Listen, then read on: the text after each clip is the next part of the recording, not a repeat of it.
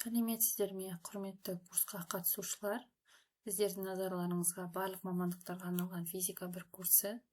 Менің есімім Алдаберген Іңкәр Ерболатқызы, физика магистрі, физика кафедрасының аға оқытушысы. Екінші дәрісімізге қош келдіңіздер. Бүгін бізде екінші модуліміздің екінші дәрісі.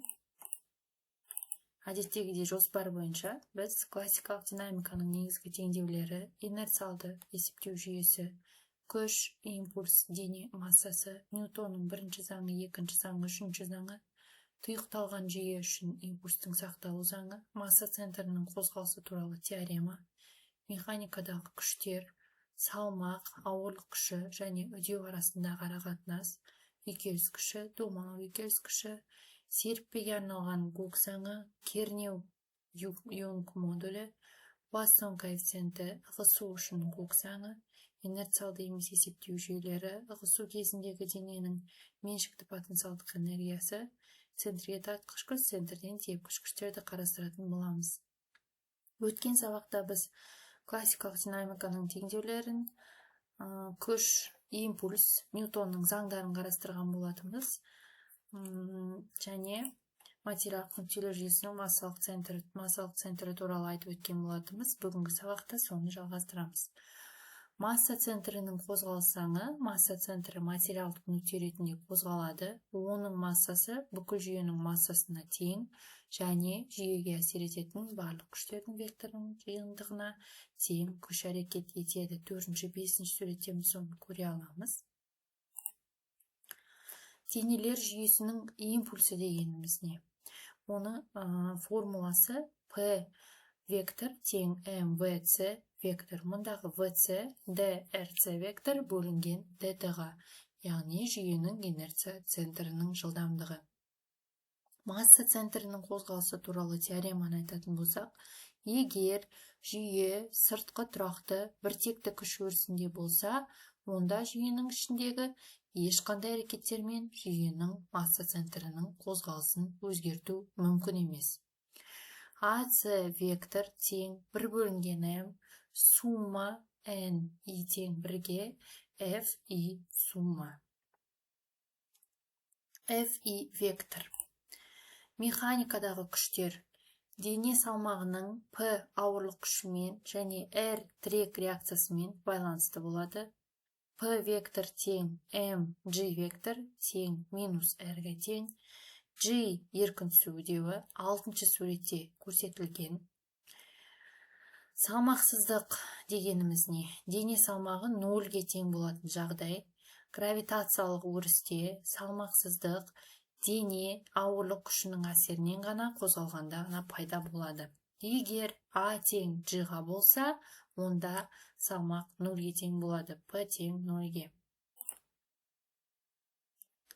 Салмақ, ауырлық күші және үдеу арасындағы арақашықтықты мына теңдеумен түсіндіруге болады.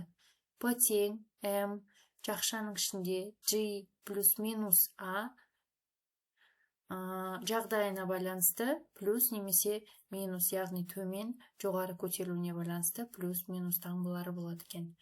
Үйкеліс күші 7-ші суретте көрсетілген. F үйкеліс тең мю n. Мұндағы мю дегеніміз үйкеліс коэффициенті, n қалыпты қысым күші. Домалау үйкеліс күші дегеніміз не? 8-ші суреттен көре аламыз. Формуласы F үйкеліс тең мю k n бөлінген R. Ондағы мю k дегеніміз домалау үйкелісінің коэффициенті. R осы домалаған дененің радиусы екен.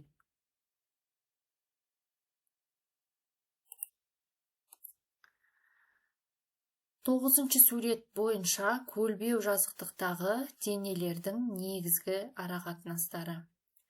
Үйкеліс күші F үйкеліс тең мю k mg косинус альфа, тең әсерлі күш F тең mg синус альфа, сырғанатушы күш F сырғанау тең ma тең F минус F үйкеліс. Үдеу неге тең болады? Үдеу A тең жақша ішінде синус альфа минус мю косинус альфаға тең екен.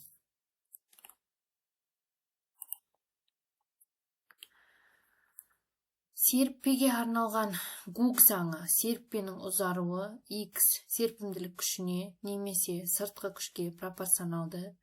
F серіппе тең минус kx-ке, мұндағы k осы серіппенің қатаңдығы. Серіппемен жасалған жұмыс a тең kx квадрат бөлінген 2-ге тең екен.